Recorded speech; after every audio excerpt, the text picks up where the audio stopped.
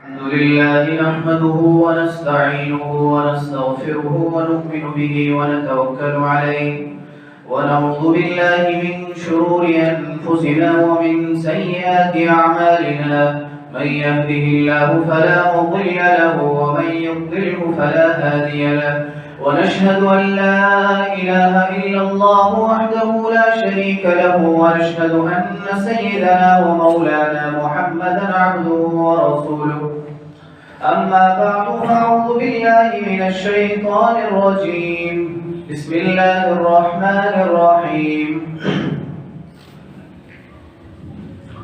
قال الله تبارك وتعالى إن عدة الشهور عند الله 12 شهرا في كتاب الله يوم خلق السماوات والأرض منها 4 حرم وقال النبي صلى الله تبارك وتعالى عليه وسلم عليكم بسنتي وسنة خلفاء الراشدين المهديين عضوا عليها بالنواجذ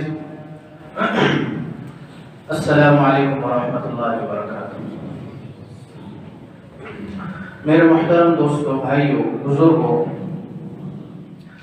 اللہ جل شانہ نے دین اسلام کو اپنی ایک خاص منہج پر بنایا ہے، یعنی دین اسلام یہ دیگر تمام ادیان سے ہر اعتبار سے کامل اور مکمل ہے۔ دیگر ادیان یہودی، نصرانی اور جتنے آسمان سے نازل شدہ دین ہیں، وہ تمام کے تمام اپنے زمانوں کے اعتبار سے، اپنے زمانوں سے مراد وہ نبی جن پر وہ دین نازل ہوئے ہیں، جب تک ان کی نبوت کی میعاد چلی ہے، نبی ہونے کی مدت رہی ہے، رسول ہونے کی مدت رہی ہے، تب تک کے لیے تو وہ کامل اور مکمل تھے۔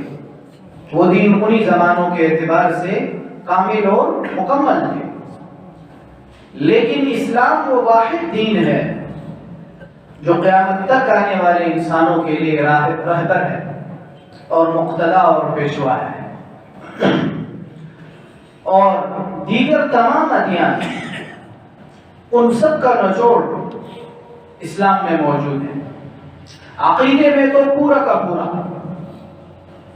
جو عقیدے کی بحث ہے، اس میں پورا کا پورا شرع لکم من الدین ما وصى به نوحا والذی اوحینا الیک وما وصینا به ابراہیم وموسى وعیسى ان اقیموا الدین ولا تتفرقوا فیہ۔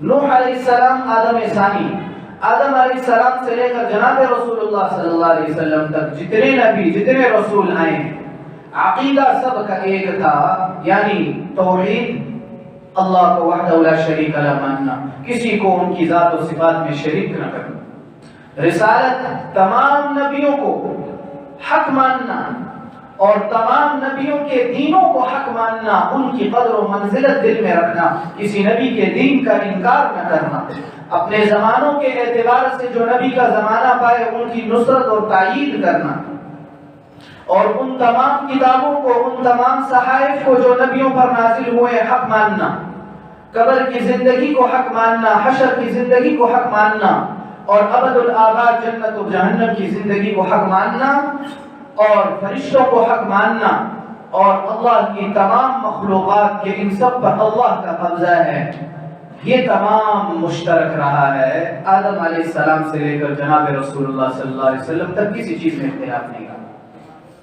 بعض چیزیں وہ تھیں جن کا تعلق انسان کے عمل سے ہے، عقیدے سے نہیں ہے، تو ان میں ادیان میں اختلاف ہوتا رہا ہے۔ وہ موقع کے لحاظ سے، حالات کے لحاظ سے اللہ احکم الحاکمین ہے، اس وقت کے اعتبار سے بندوں کے لیے جو چیز پسندیدہ تھی وہ ان کے لیے نازل فرمائی، اور جناب رسول اللہ صلی اللہ علیہ وسلم کو کامل اور مکمل دین عطا فرمایا۔ اس دین میں، دین اسلام میں ذرہ کے برابر کمی اور زیادتی کی گنجائش نہیں، ذرہ کے برابر۔ ایک قدم یہاں رکھا ہے، اسلام نے بتلایا ہے کہ قدم یہاں رکھنا ہے، ایک ذرہ آگے پیچھے سرک نہیں سکتا۔ یہ مسئلہ ایسا ہے ذرہ سا کوئی اپنی مرضی سے آگے پیچھے نہیں کر سکتا۔ پہلے زمانوں میں تصویر بنانا ٹھیک تھا، لیکن اسلام نے اس کو حرام کر دیا۔ اس کی وجہ یہ ہے کہ جناب رسول اللہ صلی اللہ علیہ وسلم کے بعد کسی نبی نے نہیں آنا، اور انسانیت قیامت تک آئے گی، لوگ پیدا ہوں گے قیامت تک۔ تو اگر ان تمام چیزوں کو منع نہ کر دیا جاتا جو کسی بھی ذریعے سے دین کے اندر اپنی طرف سے زیادتیاں، اختراعات اور ایجادات جن سے ہو سکتی ہوں، اگر ان کو منع نہ کر دیا جاتا تو تمام قیامت تک آنے والے انسان گمراہ ہو جاتے۔ لہذا تصویروں کو حرام کیا کہ تصویر سے ایسا نہ ہو کہ اپنے آباء و اجداد جو اللہ والے ہوں ان کی تصویریں بنا کر یہ اپنے پاس بحیثیت تبرک اور بحیثیت محبت رکھیں اور پھر اس کے بعد ان کی عبادت کرنے لگ جائیں۔ یہ ہوا ہے، پچھلے زمانوں میں ہوا ہے کہ انہوں نے حضرت اسماعیل علیہ نبینا علیہ السلام کی اولاد، یہ قبیلہ جرہم جہاں یہ زمزم کا پانی نکلا ہے، اس جگہ پر سب سے پہلے آگے قبیلہ جرہم آباد ہوا ہے۔ حضرت اسماعیل علیہ نبینا علیہ السلام نے اسی قبیلے کی ایک عورت سے شادی کی، پھر دوسری شادی بھی کی۔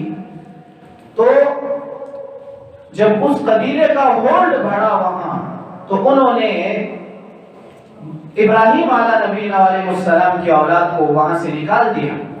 جب یہ وہاں سے نکلے تو انہوں نے اپنے ساتھ اپنے آباء و اجداد کی کچھ تبرک کے لیے کچھ چیزیں اٹھا لی، اور بعد میں وہی چیزیں ان کے شرک کا ذریعہ بنی، ان کی عبادت شروع ہو گئی۔ اس لیے اسلام نے ہر اس راستے کو روکا ہے جس راستے کے ذریعے سے انسانیت فساد اور شرک اور بت پرستی اور اپنی طرف سے اختراعات اور ایجادات میں جا سکتی ہو، اسلام نے روکا ہے۔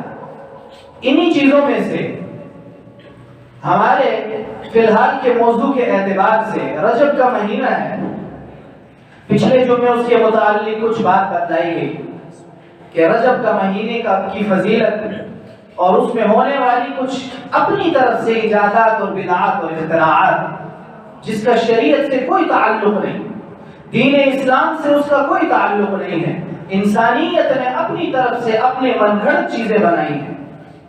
کچھ پچھلے جمعے بیان ہوئی، آج اسی میں سے کچھ مزید چیزیں عرض کرتا ہوں۔ یہ بات تو آپ کو بتلا دی گئی کہ 4 مہینے 12 مہینے اللہ نے متعین کیے ہیں، اور یہ ہر نبی کی شریعت میں رہے 12 ہی مہینے، محرم، صفر، ربیع الاول، ربیع الثانی، جمادی الاولی، جمادی الثانی، رجب، شعبان، رمضان، شوال، ذی القعدہ، ذی الحجہ، اسلامی مہینے یہ ہیں، اور یہ مہینے چلتے ہیں چاند کی تاریخ کے اعتبار سے۔ لہذا اسی لیے علماء نے فرمایا کہ چاند کی تاریخوں کو محفوظ کرنا اور اس کے اعتبار سے اپنی عبادات کو چلانا یہ امت پر فرض کفایہ ہے۔ اگر کوئی بھی جماعت ایسی نہ رہی جس نے اس چاند کی تاریخ کو محفوظ نہ کیا تو پوری امت گناہگار ہوگی، کیونکہ اصل فطرت کا تقاضا یہی ہے جو اللہ نے بنایا ہے۔ سورج کے اعتبار سے بھی ہم تاریخوں کو شمار کر سکتے ہیں، جائز ہے، لیکن افضل یہ ہے کہ چاند کے اعتبار سے کریں، اور سورج کے اعتبار سے یہ انگریزی مہینے ہیں جن کو جنوری، فروری، مارچ، اپریل، مئی، جون، جولائی، اگست، ستمبر یہ بیان کیا جاتا ہے۔ تو امت پر فرض کفایہ ہے۔ اب ان 12 مہینوں میں 4 مہینے محترم ہیں، ذی القعدہ، ذی الحجہ، محرم، رجب۔ میں نے بتایا تھا کہ ان 4 مہینوں کو اللہ نے محترم بنایا ہے، اور زمانے جاہلیت سے ان کا احترام ہوتا ہوا آ رہا ہے، اور اس میں نے 2 باتیں خصوصی طور سے بتائی۔ اس میں جیسے نیکیوں کا ثواب بڑھ جاتا ہے ان 4 مہینوں میں، رمضان الگ فضیلتیں ہیں اس کی، اور اسی طرح برائی کا وبال بھی بڑھ جاتا ہے۔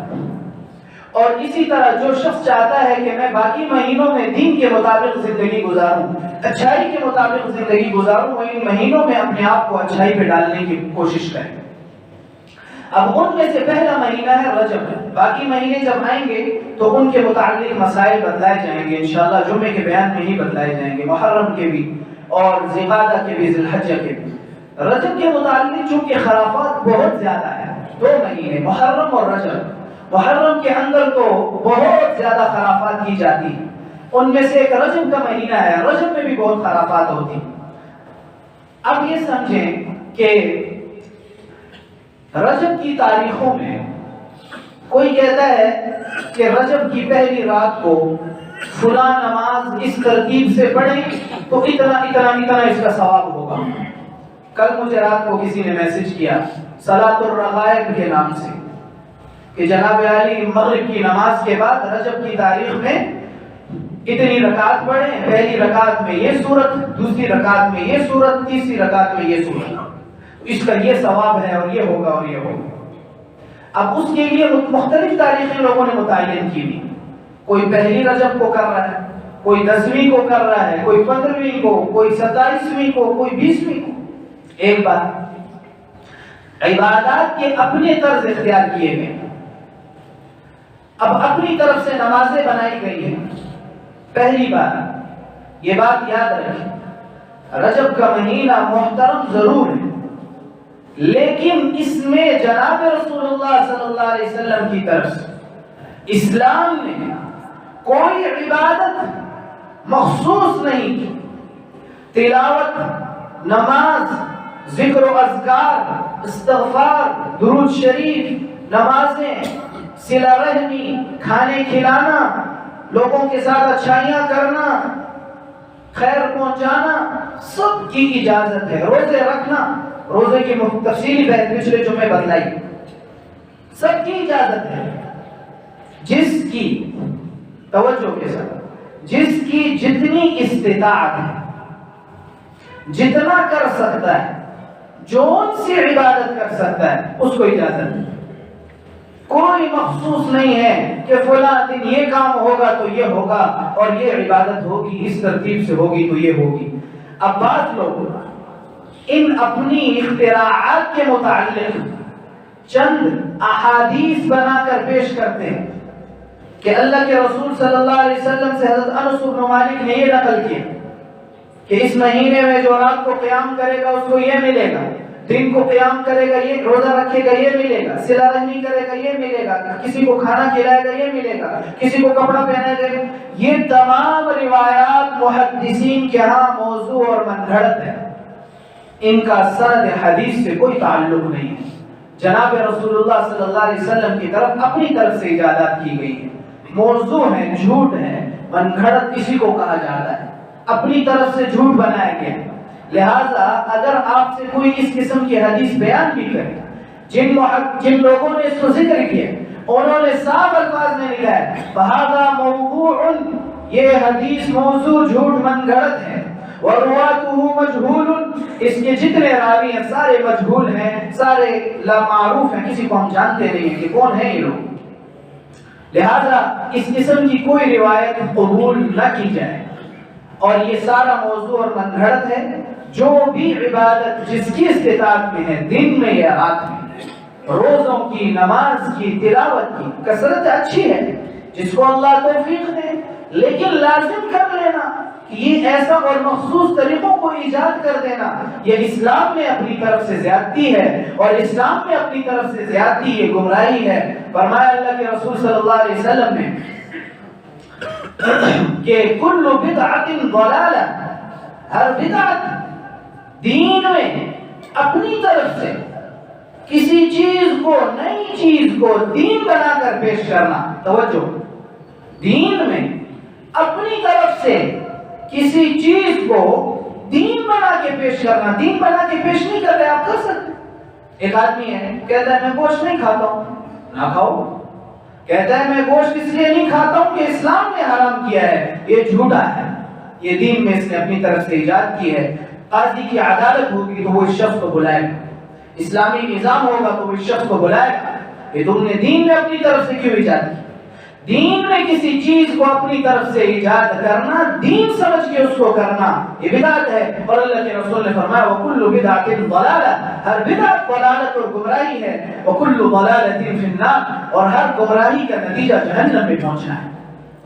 لہذا ایک یہ بات یاد رکھیں کہ کسی قسم کی کوئی عبادت، کوئی طریقہ، کوئی متعین نہیں ہے، جس کو اللہ جتنی توفیق دے، جتنی استطاعت ہو، جب ہو، دن میں یا رات میں، جس عبادت کرے اللہ اس کو ثواب دے گی۔ ہاں یہ ہے کہ ثواب اللہ بڑھا کے دیں گے، یہ بات پکی ہے، اس میں شک نہیں۔ دوسری بات، ہمارے رجب کے مہینے میں بعض لوگ تبارک کی رسم کرتے ہیں۔ مجھے نہیں علم کہ اب گاؤں میں ہوتا یا نہیں ہوتا، البتہ میں نے اپنی زندگی میں خود سندھ کے کچھ گاؤں میں دیکھا تھا۔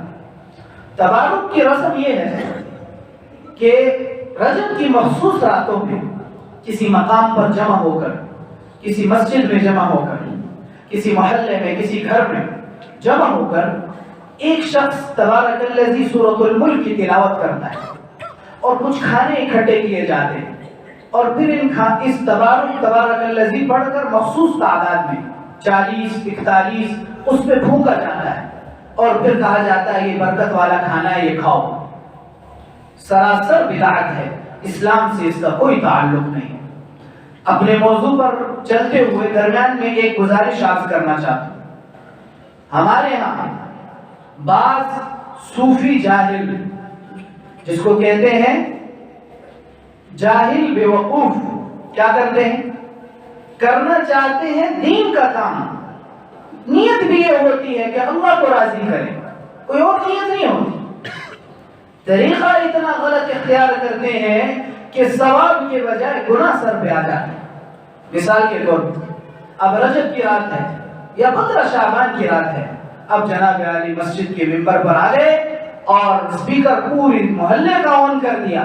اب رات کا وقت ہے، لوگ آرام کرتے ہیں، آپ نے جناب اس میں کھول دیا اور نعتیں پڑھنی شروع کر دی اور بیانات شروع کر دیے اور تلاوتیں شروع کر دی۔ اب سارے محلے والوں کی نیند خراب ہو رہی ہے۔ اسلام ایسی تعلیمات کی اجازت نہیں دیتا، اسی لیے فرمایا کہ نوافل عبادات اکیلے میں کرو، تنہائی میں کرو۔ افضل یہ ہے کہ نفلی عبادات تنہائی میں کی جائے۔ جو شخص چاہتا ہے کہ ان مہینوں میں عبادت کرے، بہتر اس کے لیے یہ ہے کہ اپنے گھر میں کرے، اکیلے میں کرے، کسی مسلمان کو تکلیف نہ ہو کہ ادھر دین کر رہا ہے اور وہاں دوسروں کو تکلیف پہنچا رہا ہے۔ یہ تو دین نہ ہوا، ثواب جتنا مل رہا ہے اس سے بڑھ کر تو گناہ کر رہا ہے، کیونکہ ایذاء مسلم حرام ہے، مسلمانوں کو تکلیف پہنچانا حرام ہے، اور آپ کے اس باتوں کی اور اس کاموں کی وجہ سے سارا محلہ پریشان ہے۔ لہذا ایسا نہ کیا جائے۔ اس لیے بہتر یہ ہے کہ رجب کے مہینے میں جس میں جو عبادت کرنی ہے گھر میں کرے، ایک بات۔ دوسری بات، اس کے لیے اجتماعی محافل نہ قائم کی جائیں۔ محفلیں 10-15 افراد اکٹھے ہو گئے، 40-50 افراد اکٹھے ہو گئے ایک جگہ پر، اور جی جناب کیا ہو رہا ہے؟ ذکر ہو رہا ہے۔ آپ کریں، آپ اپنے گھر میں اکیلے کریں۔ نفلی عبادت تو اللہ اور بندے کا معاملہ ہے، اکیلا ہو، جتنا تنے تنہا ہوگا، دل اللہ کے ساتھ جڑا ہوگا اور ہاتھ اللہ کی طرف اٹھیں گے، آنسو نکلیں گے، اللہ کے ساتھ راز و نیاز ہوگی۔ نفلی عبادت تو اللہ اور بندے کا معاملہ ہے۔ فرائض میں اجتماعیت ہے، وہ بھی مسلمانوں کو وحدت سکھلانے کے لیے۔ ہمارے لیے قبلے کا تعین کس موضوع پر ہے؟ اس کا نظریہ کیا ہے؟ لاجک کیا ہے کہ ہمارے لیے ایک قبلہ کیوں متعین کیا گیا ہے کہ سارے دنیا کے مسلمان بیت اللہ کی طرف منہ کر کے نماز پڑھے؟ وحدت سکھلانی ہے، امت کو وحدت، ایک ہو کر کھڑے ہونا سکھلانا ہے کہ تم ایک ہو، تمہارے درمیان تفرقہ نہ ہو، تم ایک ہو۔ یہ وحدت سکھلائی ہے، تب ہی تو سب ایک طرف ہو کر کے نماز پڑھتے ہیں۔ اور جماعتیں اسی لیے اللہ نے اس کو متعین کیا، مشروع کیا کہ اکٹھے ہو کر نماز پڑھیں گے تو ایک ہوں گے، وحدت آئے گی۔ اس لیے یہ دوسری چیز ہے جو تبارک کی رسم ہے، یہ بھی من گھڑت ہے، بالکل بھی کہیں قبول نہ کی جائے، چاہے 100 قسم کی احادیث پیش کرے۔ اس وقت فتنے کا دور ہے، کسی کا اپنی طرف سے حدیث بنانا کوئی مشکل کام نہیں ہے، جس کا دل چاہتا ہے اپنی طرف سے حدیث بنا لیتا ہے، بلکہ ہم میں سے ہر ایک مفتی ہے۔ وہ ایک عرب پاکستان آیا، ہم اس سے ملے تو اس نے کہا کہ پاکستان میں سارے کے سارے مفتی، عرب میں ایسا نہیں، جس کو معلوم نہیں ہے کہتے واللہ اعلم، اللہ بہتر جانتا ہے، حدیث معلوم ہوگی تو بیان کر دے گا، قرآن کی آیت معلوم ہوگی تو بیان کر دے گا، ورنہ خاموش ہے۔ پاکستان میں سارے کے سارے مفتی ہیں، سارے کے سارے ڈاکٹر ہیں اور سارے کے سارے وکیل اور جج ہیں. جس کو ایک مرض آپ بیان کر دیں یار مجھے یہ بیماری ہے، ایک مشورہ وہاں سے آ جائے گا، ایک وہاں سے آ جائے گا، ایک کہے گا آپ یہ علاج کر لیں، ایک کہے گا یہ کر لیں. سارے ڈاکٹر ہیں اور سارے وکیل ہیں اور سارے مفتی ہیں، ہر ایک اپنی طرف سے ایجادات کرتے ہیں. تو اس لیے جہاں بھی یہ رسم نظر آئے جھوٹ اور من گھڑت ہے، بدعت ہے، بالکل اس کی طرف نہ جائیں. تیسری چیز یہ تبارک کی رسم ہے. تیسری چیز ہے کونڈوں کی رسم. کونڈوں کی رسم 22 رجب کو عموماً منائی جاتی ہے. تو میرے خیال سے اس کو اگلے جمعے کر لیتے ہیں کیونکہ ابھی وقت پورا ہو رہا ہے. کونڈوں کی رسم انشاءاللہ اگلے جمعے پر بیان کریں گے. 22 رجب کو عموماً منائی جاتی ہے. اتنی بات ضرور عرض کر دوں کہ یہ کونڈوں کی رسم اس کا پس منظر یہ ہے، پہلے زمانوں میں، آج کل مشکل ہے، آج کل یہ رسم کسی اور شکل میں چینج ہو گئی ہے. تعین ضروری ہے، نوٹ کر لیں. پہلے زمانوں میں گاؤں میں عموماً عورتیں 22 رجب کی رات کو نہا دھو کر کھانے بناتی، جن میں کچھ چاول ہوتے، کچھ پنیر ہوتا اور کیا کیا. ان کو ایک پھٹے پر یا ایک چادر، سفید چادر پر رکھ کر پھر اس کے پاس بیٹھ کر داستان عجیب حضرت فاطمہ الزہرا رضی اللہ عنہ کے نام سے ان کی کہانی اپنی طرف سے من گھڑت بنائی ہوئی وہ پڑھتی اور پڑھ کر پھر کہتی کہ یہ بابرکت کھانا ہے، اب کھاؤ.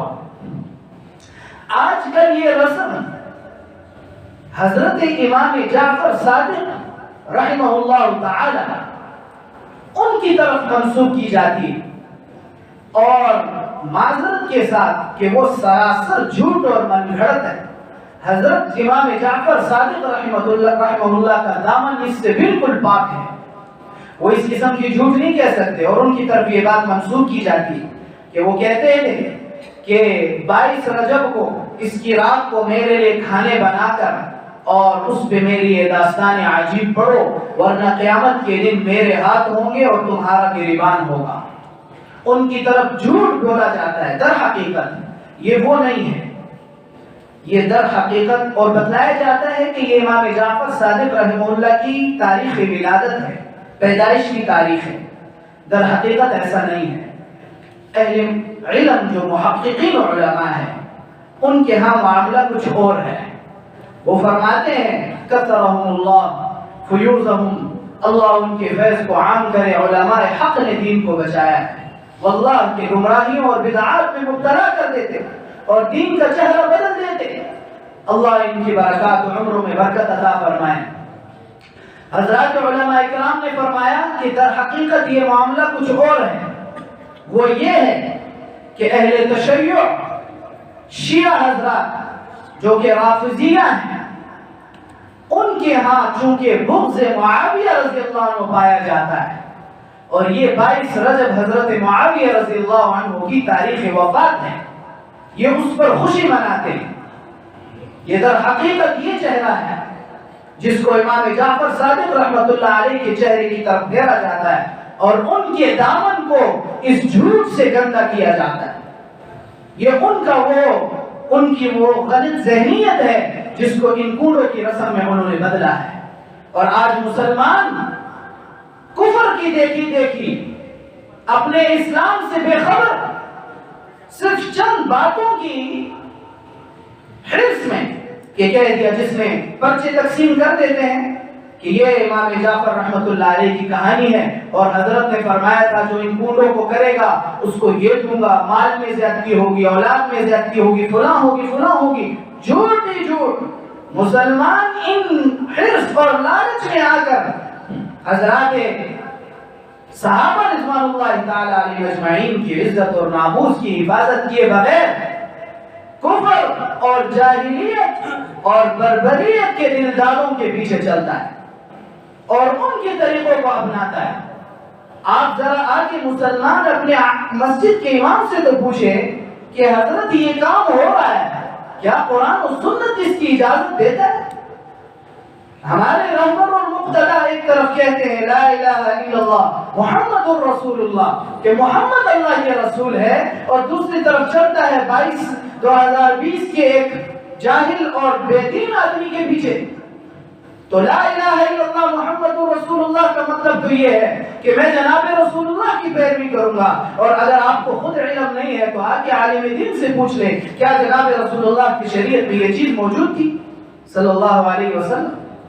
اس لیے ان رسومات سے خصوصاً بچا جائے، اور جو ایسا کریں ان کو کسی طور پر قابل قبول نہ کیا جائے، اور ان کو علی الاعلان اگر کریں تو علی الاعلان رد کیا جائے، پوشیدہ اگر کریں تو پوشیدہ ان کو رد کیا جائے، لیکن کسی حالت میں قبول نہ کیا جائے. کل قیامت کو اللہ کے دربار ایسے حالت میں حاضری نہ ہو کہ ہم منافقت کے بندر پیش آئے ہوں اور ہمارے دل میں منافقت ہو، دل میں کچھ اور ہو اور زبان پر کچھ اور ہو. جو دل میں ہے وہی زبان پر آئے کہ ہم جناب رسول اللہ صلی اللہ علیہ وسلم کی شریعت سے ہٹ کر ایک قدم نہیں رکھ سکتے. آپ نے جو کرنا ہے کریں، ہم نہیں کر سکتے ایسا. صاف الفاظ میں انکار کریں، چاہے وہ اس کا والد ہی کیوں نہ ہو، چاہے وہ اس کا بیٹا ہی کیوں نہ ہو، چاہے وہ اس کا پیر ہی کیوں نہ ہو، چاہے وہ اس کا کوئی بھی ہو، دادا پردادا کیوں نہ ہو. چونکہ جناب رسول اللہ صلی اللہ علیہ وسلم اور اللہ کے حکم کے سامنے لا طاعت لمخلوق فی معصیت الخالق، خالق کی نافرمانی میں کسی مخلوق کی کوئی طاعت نہیں، چاہے وہ جو بھی ہو. ہاں بدلانا اخلاق کے دائرے میں ہو، بدتمیزی نہ ہو اور کسی کے ساتھ بدزبانی نہ ہو. بتلائیں اخلاق کے دائرے میں بتلائیں کہ ہم کسی صورت قبول نہیں کر سکتے. آپ ناراض ہوتے ہیں تو ہو جائیں، ہمیں آپ کی ناراضگی اللہ کی ناراضگی سے زیادہ محبوب نہیں ہے. ہم اللہ کو ناراض نہیں کر سکتے آپ کی وجہ سے. لہذا ان کوڑوں کی رسم سے بچا جائے، اور اسی طرح تبارک کی رسم سے بچا جائے، اور اسی طرح سے یہ جو اپنی طرف سے من گھڑت عبادات ہیں کہ فلاں دن فلاں وقت میں یہ اور پھر لائٹیں لگائی جاتی، کھانے بنائے جاتے اور فلاں یہ ساری من گھڑت چیزیں آپ کی جو استطاعت ہے جتنی ہے جب ہے اکیلے میں جائیں اللہ کے سامنے کریں. بس اللہ کو خلوص چاہیے، اللہ اخلاص دیکھتے ہیں. اللہ جل شانہ کو شوشہ نہیں چاہیے. اللہ تمہارے مالوں کو تمہارے ظاہر کو نہیں دیکھتے، تمہارے دلوں کو اور اعمال کو دیکھتے ہیں. اس لیے فرمایا حدیث ہے اللہ جل شانہ ہمیں ان باتوں پہ عمل کی توفیق دے. پھر 27 رجب کو معراج کی رات بتلایا جاتا ہے اور اس میں پھر طرح طرح کی خرافات ہوتی ہیں. اتنا ذہن میں رکھ لیں کہ 27 رجب معراج کی رات نہیں، 15 رجب بھی نہیں ہے. اس کے متعلق تفصیلی بیان اگلے انشاءاللہ جمعے میں کریں گے کہ معراج کیا تھا. معراج بھی بتلاؤں گا انشاءاللہ، اس کے بارے میں صحیح عقیدہ بھی بتلاؤں گا اور وہ تاریخیں بھی بتلاؤں گا جو علماء مفسرین کے ہاں محدثین کے ہاں جو معتمد بات ہے، صحیح بات ہے، امت کا موقف ہے، چند لوگوں کا نہیں، امت کا موقف ہے. انشاءاللہ بتلائیں گے. اللہ ہمیں عمل کی توفیق عطا فرمائے. سبحان اللہ.